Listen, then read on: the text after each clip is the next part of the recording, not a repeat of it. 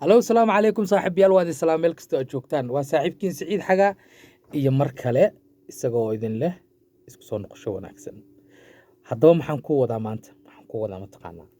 horta jawaabtii waxaan rabaa kun ma ka dhigi kartaa 2,000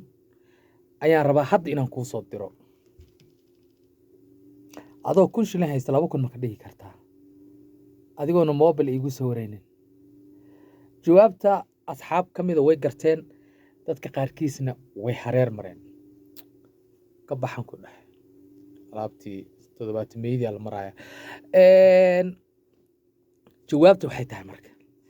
jawaabtu waa 1,000 shilin ayaad waxaad yani soo qaadanaysaa qofa aad ugu jawaab asxaaban ka helaa jirto muraayada soo qaadanaysaa muraayad 1,000 shilin muraayadad ku beegaysaa marka muraayad maxaad ka dhex arkaysaa 1,000 iyo 1,000 sidaas ku yihiin labo haddii la sawirana wuu noqon karaa marka waa su'aal iska caqliya ma aha wax xisaab iyo ku fadhisa ama qaacido la raacayo ma aha laakiin maskaxaan ayaan u raadinayna waa tahay taasi waa tii jawaabta ahayd asxaabta aan rabay inaan la wadaago kuwii dadka saa u soo qorana umaasiin haddaba maxaan ku wadaa maanta waxaan ku wadaa xisaabtan bal fiiri sidii saanay noqonaysaa yani si sax haddii u qormayso ma aqaan 8 lagu daray 8 waxay la mid tahay 91 sabab hadda haddii ay ku noqoto yani si kala noqoto ma garan karo aniga markaan duubay inay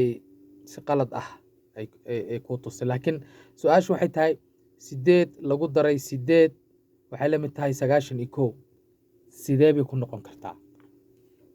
sidee ayay ku noqon kartaa oo macquul ku tahay 8 lagu daray 8 91 suurtagal ma tahay yara fikiro suurtagal ma tahay suurtagal way tahay sidee bay ku noqon kartaa marka waxay ku noqon kartaa